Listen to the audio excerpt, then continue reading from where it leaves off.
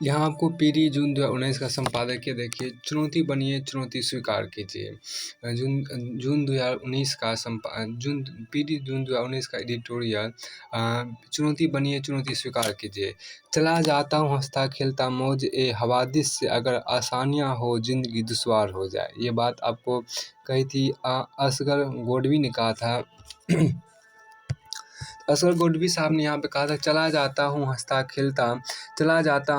खेलता मौज ए हवादिस से, चला जाता हूँ हंसता खेलता मौज ए हवादिस से, अगर आसानियाँ हो ज़िंदगी दुश्वार हो जाए, अगर आसानियाँ हो ज़िंदगी दुश्वार हो जाए।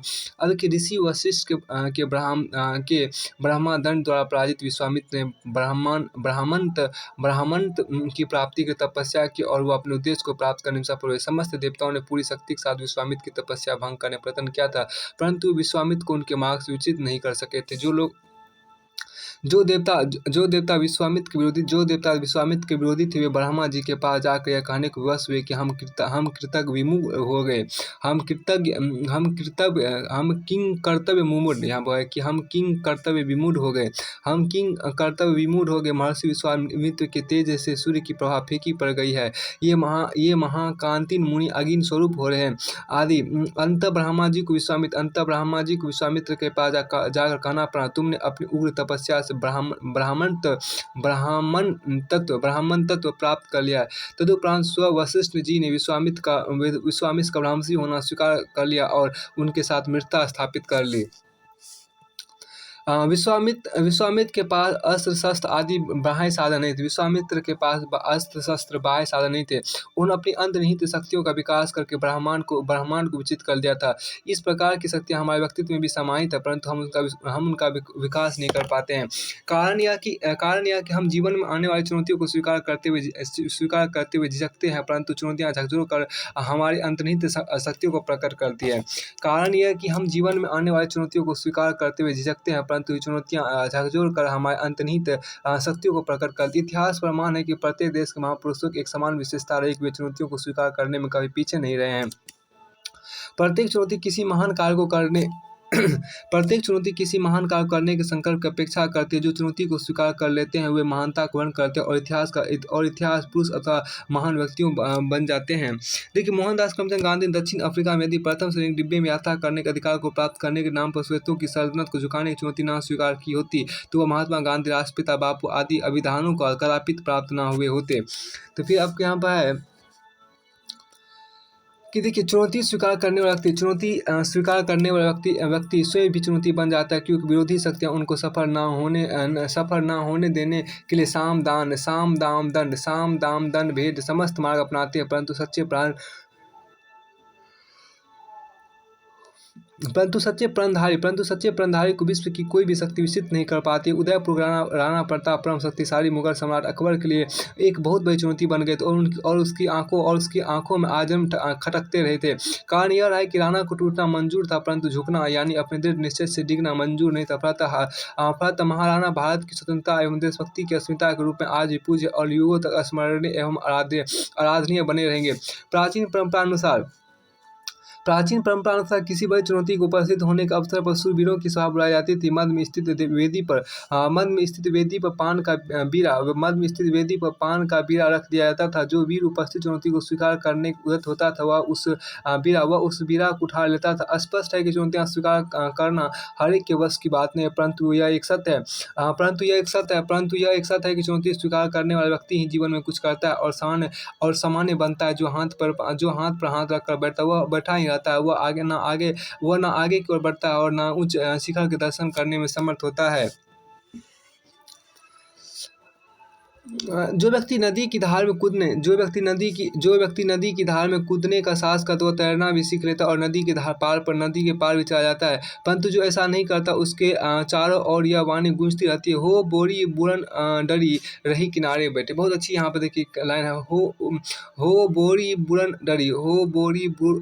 डरी रही किनारे बैठे, हो बोरी बुरन डरी रही किनारे बैठे। ये बात आपको यहाँ पर हो बोरी बुरन डरी। देखिए यहाँ पे आपको क्या है कि हो बोरी बुरंडरी रही किनारे किनारे बैठी, हो बोरी बुरंडरी रही किनारे बैठे, हो बोरी बुरंडरी रही किनारे बैठे। हो बोरी बुरंडरी रही किनारे बैठे, हो बोरी बुरंडरी रही किनारे बैठे। चुनौतियाँ वस्तुतः प्रेरणा का मूर्त रूप होती है, उसकी उपेक्षा जीवन की उपेक्षा बन जाती है। सिद्धांत, मार्ग और ज्ञानोपदेश तभी मनोरंजनकारी लगते हैं जब वे किसी व्यक्ति के जीवन क्रम के रूप में देखे जाते हैं। हम प्रत्येक सद्गुण का विकास मानव जीवन में देखना चाहते हैं, जो सद्गुण का विकास करने की चुनौती स्वीकार करते हैं। वे सद्गुणी गुणवान एवं महान बन जाते हैं। उन्हीं के हाथों में सतपथ उन्हीं उन्हीं के हाथ में सतपथ उन्हीं के हाथ में सतपथ के दीपक रहते हैं, या वे ही सतपथ के दीपक बन जाते हैं। सतपथ के इन दीपकों के चारों ओर लोग उसी पर एकत्र होते हैं, जिस प्रकार किसी उस स्थान पर बादल चारों ओर से इकट्ठे हो जाते हैं। ये देखिए,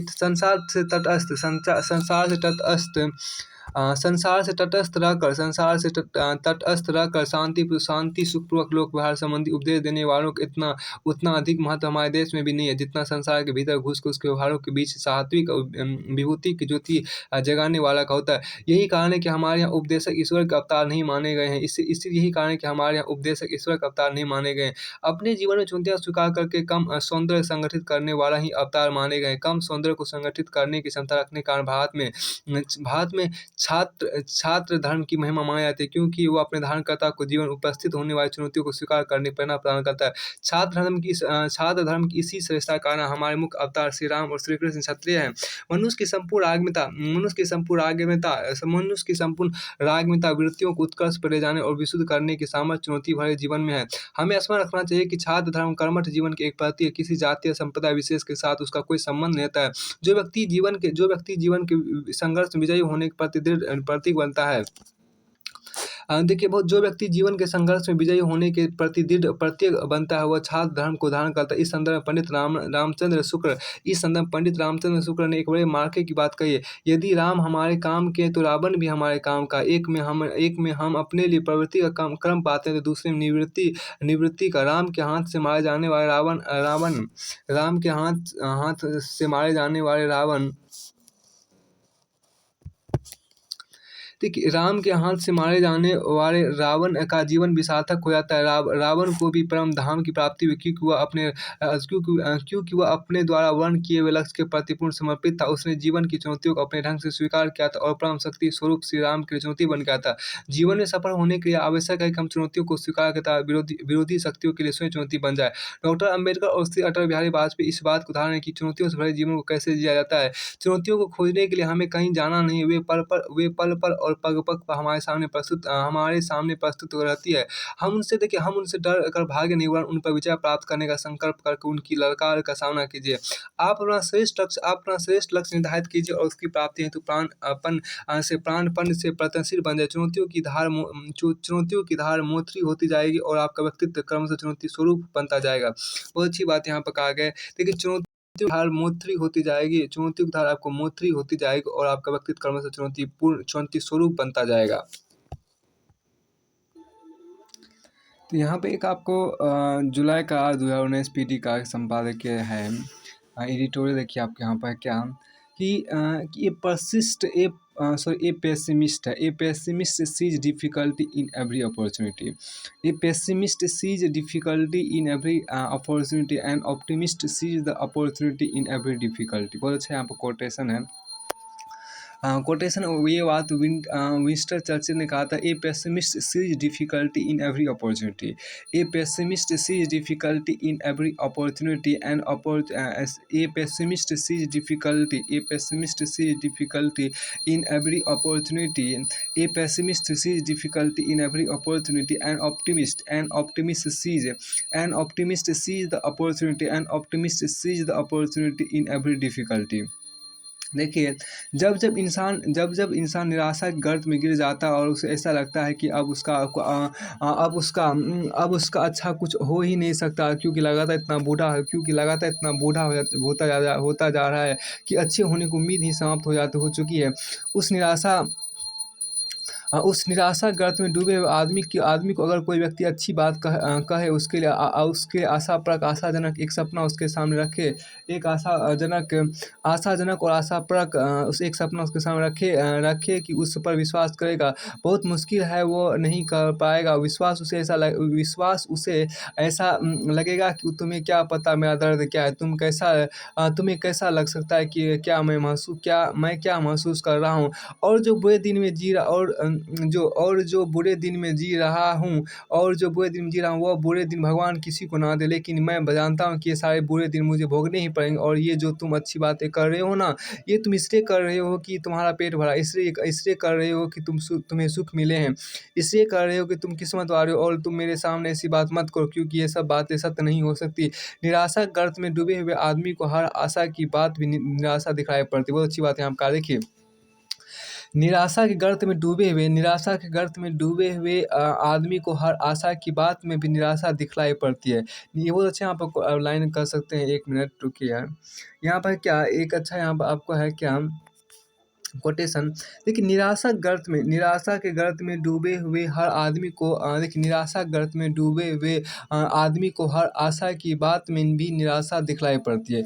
निराशा की गर्त में डूबे हुए आदमी को हर आशा की बात में भी निराशा दिखलाई पड़ती है। उसे आशाजनक वक्तव्य पर कोई विश्वास नहीं होता, और यही कारण है कि वो अपनी निराशा में और अधिक गहन से गहन डूबता चला जाता है। कभी-कभी कोई आशा की किरण उसके भीतर ज़रा-सा प्रेम और विश्वास जगा भी देती है, और फिर जैसे ही वो उम्मीद के साथ आगे बढ़ता है, तो उसका मन बहुत सारी अपेक्षाएँ पालना शुरू कर देता है।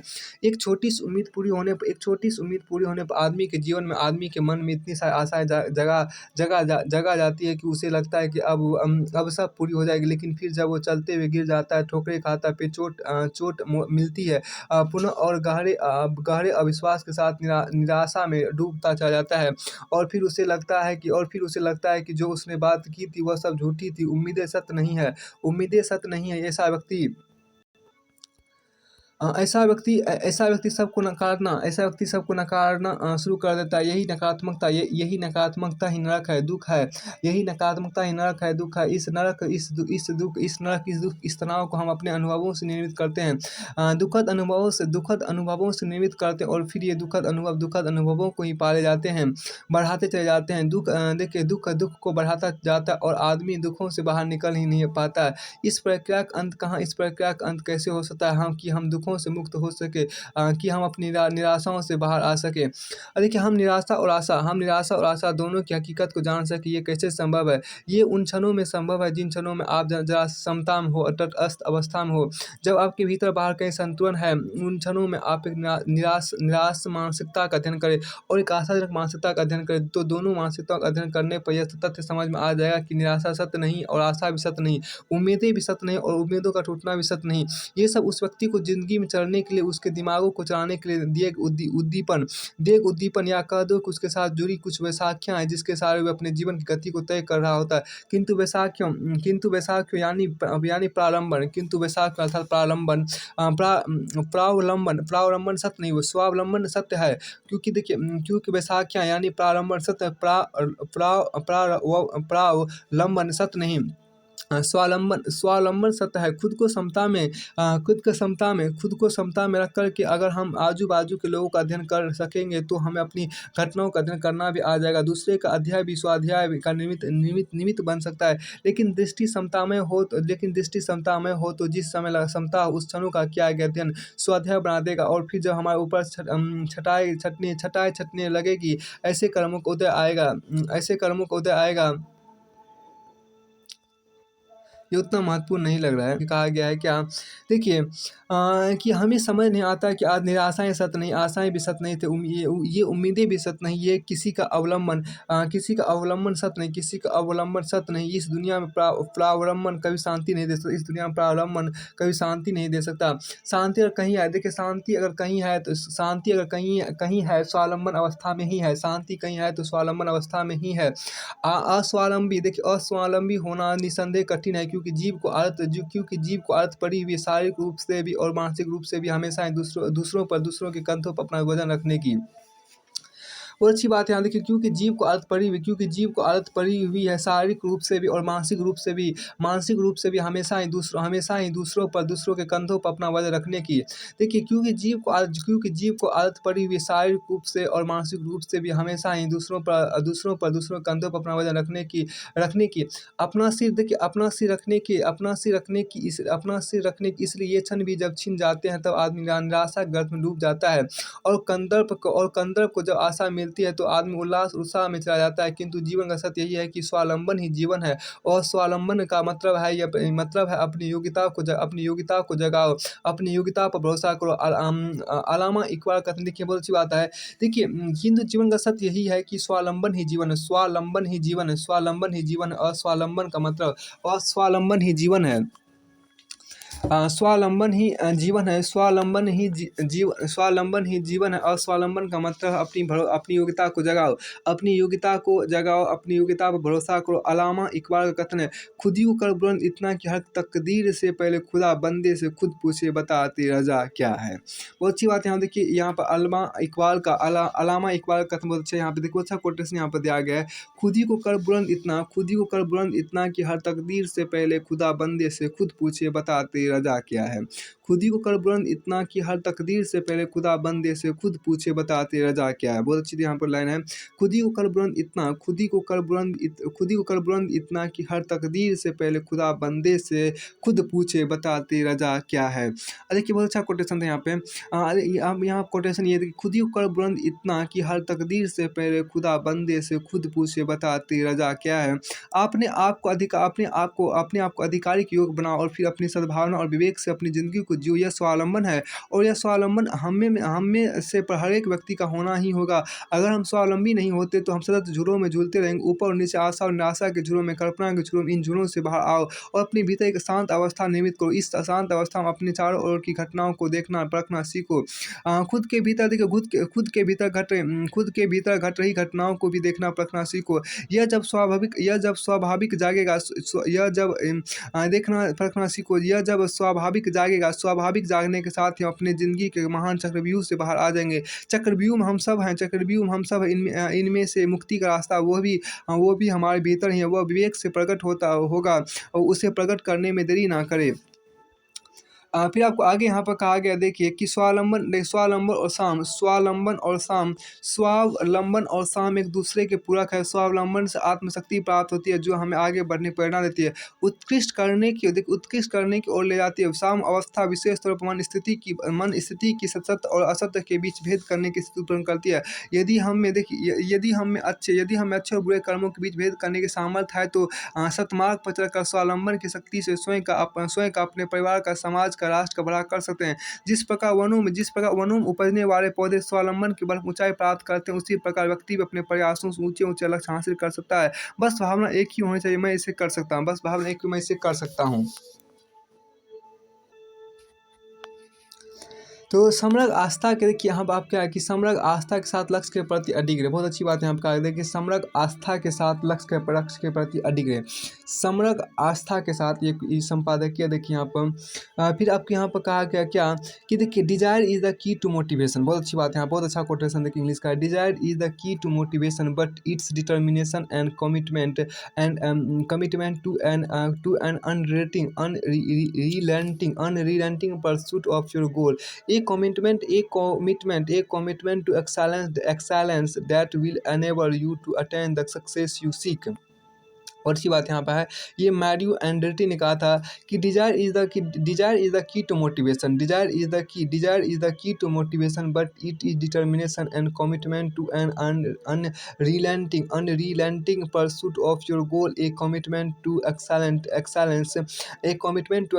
That will enable you to attain the success you seek. बहुत अच्छी बात यहाँ पर कहा गया, देखिए, desire is the key to motivation but it is determination and commitment to an unrelenting pursuit of your goal, a commitment to excellence that will enable you to attain the success you seek। देखिए, desire is the key to motivation but its determination and commitment to an unrelenting pursuit of your goal, a commitment to excellence that will enable you to attain the success you seek। बहुत अच्छा था यहाँ पे देखिए। अब आपको आगे एक अच्छा लाइन यहाँ पर कहा गया, देखिए ये देखिए, यानी आस्था, देखिए यार, देखिए यहाँ पर आपको कहा गया कि यानी आस्था है आत्म अवस्थिति की, यानी आस्था है आत्म अवस्थिति का। आस्था का अर्थ किसी अन्य पर आस्था करना नहीं, क्योंकि जब तक कोई भी साधक किसी भी अन्य में अपनी चेतना को केंद्रित करता है तब तक वो अपने आत्म रूप को कभी भी प्रकट नहीं कर पाएगा। देखिए आस्था का मतलब है कि आत्म अवस्थिति। आस्था का अर्थ है किसी अन्य पर आस्था करना नहीं, क्योंकि जब तक कोई भी साधक किसी अन्य में अपनी चेतना को केंद्रित करता है तब तक वो अपने आत्म रूप को कभी भी प्रकट नहीं कर पाएगा। उसका ध्यान तभी सफल होगा, उसकी साधना तभी सफल होगी जब कि वो आत्म रूप जबकि वो आत्म रूप होगी, यानी आस्था अपने से दूसरों की तरफ नहीं हो, अपने आप में, देखिए अपने आप में से प्रकट होने वाली हो। इसलिए साधक को अपनी साधना में सफल होने के लिए सबसे पहले आस्था गुणों की आवश्यकता होती है। आस्था तभी साधना में आगे बढ़ाती है जब एक व्यक्ति अपने लक्ष्य के प्रति अडिग होता है। अब देखिए दूसरा गुण होता है अधिकता का। अधिकता अर्थात अपने लक्ष्य से अविचलित होना, अडिग होना। जैसे अंगद का पैर कहा जाता है, अंगद ने जिधर पैर रख दिया उसके पैर कोई हिला नहीं सकता। ठीक ऐसे ही हमारा ध्यान अपने लक्ष्य से जरा भी विचलित ना हो पाए। ऐसा ना हो कि आज हमने कुछ लक्ष्य निर्धारित किया, कल फिर उसके मार्ग में कोई विकटता आ गई अथवा कोई प्रलोभन आ गया और हम अपने लक्ष्य को भूल गए। और अक्सर विकटता आती है तो आदमी अपने लक्ष्य को बदल देता है, सोचता है कि ये सब होना है कि जो आज बहुत मुश्किल है, संसाधन उपलब्ध नहीं हो सकते, इसलिए मैं अपने लक्ष्य को छोड़ देता हूँ। अगर कठिनाइयों को देख कर के लक्ष्य को छोड़ दिया तो व्यक्ति कभी भी सफल नहीं हो सके। साधक को अपनी साधना में सफल होने के अपने लक्ष्यों के प्रति अधिक होना होगा। आज तक जितने भी लोग सफल हुए हैं वे वही लोग हैं जो अपने लक्ष्य को तय करने के बाद ना कभी उनसे उससे भ्रमित हुए, ना कभी उससे च्युत हुए। कोई भी प्रलोभन उन्हें डिगा नहीं पाया। लोगों ने लालच दिया होगा, अपना काम धाम छोड़ दो, हमारे साथ आ जाओ, हम तुम्हें सारी सुविधाएं देंगे, घर पर रहने का खर्चा, बिजली पानी का खर्चा, तुम्हारे खाने का खर्चा, तुम अपना लक्ष्य छोड़ दो। प्रलोभन पाकर कितने ही लोग पलायन कर जाते और जो लोग प्रलोभन पाकर पलायन कर जाते हैं वे अपने लक्ष्य तक कभी भी नहीं पहुंच पाते। अगर आपने कोई लक्ष्य निर्धारित किया है तो समग्र आस्था के साथ अपने लक्ष्य के प्रति अडिग रहे, अविचलित रहे। ये अधिकता अंत तक अविचलित रहे। ये अधिकता अंत तक तभी बनी रह सकती है जब साधक में तीसरा आवश्यक गुण हो। तो देखिए आपको यहाँ पर क्या आत्मज्ञानी पूज्य श्री विराट गुरु जी साधक की साधना के तीसरा आवश्यक गुण को बताते हैं, क्षमा यानी सहनशीलता। सहनशील साधक कभी भी कैसी भी प्रतिक्रिया आ जाए, प्रतिकूलता आ जाए, विचलित नहीं होता, वह घबरा कर अपने लक्ष्य से विमुख नहीं होता। सहनशील साधक अन्य आकर्षणों के प्रलोभनों में भी नहीं आता, यहाँ तक कि कोई उसका विरोध करे तो भी विरोधी के प्रति सहिष्णु बना रहता है। वह स्वयं किसी का विरोध करने का आत्म नहीं बनता। पूज्य विराट गुरु जी समझाया करते थे कि आपके पास जितनी भी योग्यता काबिलियत, आपके पास जितनी भी योग्यता काबिलियत क्षमता है, अगर आप विरोधी तत्वों के विरोध करने में, प्रतिकूलताओं की प्रतिक्रिया में उस ताकत को लगा देंगे तो आप अपने लक्ष्य की प्राप्ति के लिए जिस ताकत की आवश्यकता होती है उस ताकत की आवश्यकता होती है, उस ताकत को गंवा बैठोगे और तब आप अपने लक्ष्य को भी प्राप्त नहीं कर पाओगे। इससे चाहे आपको कोई भी प्रतिकूलता दे रहा हो, चाहे आपको कोई विरोध कर रहा हो, चाहे कोई गाली गलौज भी कर रहा हो, अपमानित भी कर रहा हो, आपके प्रति भ्रमित वार्तालाप दुनिया में फैला रहा हो, जैसे आप नहीं हो वैसी बातें वह दुनिया में कर रहा हो, लेकिन आपका काम है क्षमाशील रहना, बाहरी ताक झांक से अप्रभावित रहना। कौन क्या कहता है इस बात से अप्रभावित निरपेक्ष होकर के अपने लक्ष्य की ओर सदा बढ़ते चले जाना। अगर आप ऐसा कर पाते हो तो आप जिस भी क्षेत्र की साधनाएं कर रहे हो, जिस भी कार्य क्षेत्र में आगे बढ़ना चाह रहे हो, जिस भी कार्य क्षेत्र में आपने अपना लक्ष्य निर्धारित किया, ये आप अपने भीतर जो कुछ भी होना चाह रहे हैं वो अवश्य हो पाएगा। फिर आपको कोई भी रोक नहीं सकता। फिर प्रक्रिया को कोई भी रोक नहीं सकता। अगर 3 तत्व आप में आस्था, अडिगता और क्षमा, आस्था, अडिगता और क्षमा यानी सहनशीलता, आप कहोगे ये सहन करना करा तो ये कायरता है। नहीं, समझदारीपूर्वक सहन करना कायरता नहीं होती। आवेश में आकर, उत्तेजना में आकर जो प्रतिक्रिया करता है वो कमज़ोर व्यक्ति होता है, क्योंकि वह किसी भी बात के तथ्य की क्योंकि वह किसी भी बात के बात के तथ्य की क्योंकि यह किसी बात के तथ्य की तह तक जाने की कोशिश नहीं करता। जरा सा अपना अपमान सहन नहीं कर पाता और उत्तेजित होकर के कुछ भी अनर्गल बातें करने लगता है। सहना कमजोरी कभी नहीं है, सहना तो वीरों का भूषण है। कमजोरी तो तब होती है जब आप क्रोध में आते हो और दूसरे के चढ़ाए चलते हो, और कमजोरी हो वह कमजोरी जब आप अपने भीतर आस्थावान होते हैं तो आप कभी कमजोर नहीं होते। कमज़ोर नहीं होते हो। आस्था, अडिगता और क्षमा ये तीनों गुण गुरु शक्तियों की कृपा से हमारे भीतर प्रकट हो। हम समग्र रूप से अपने आप पर भरोसा करते हुए अडिग ध्यान को अपने भीतर की ओर मोड़ते हुए अपने लक्ष्य के प्रति पूर्ण समर्पित दृढ़ अटल होते